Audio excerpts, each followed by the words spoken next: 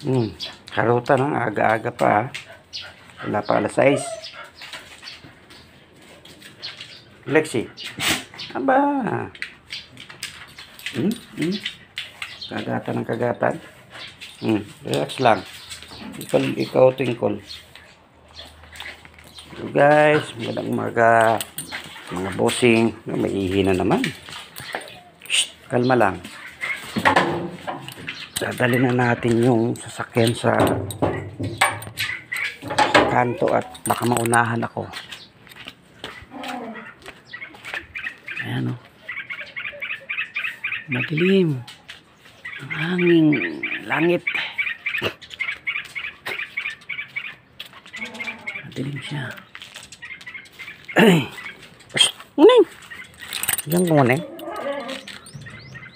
Lagay natin siya sa pwesto niya. Kasi yung araw, yan na yun. Grabe dito ang init guys. Sobra. Ang index kahapon, 43. Para bang ano, pakiramdam ko para ako nasa Saudi. Init-init. Kahit saka magpunta rito, mainit. Pag may electric pa naman, yung hangin, mainit. Grabe. Ano ba yan? Kaya guys, lagi kayong maliligo.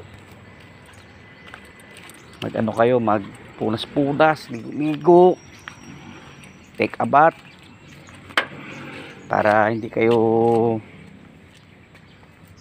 mainitan ng katawan. Saka ingat-ingat lang po kayo mga boss. Ay, yan muna sa for today.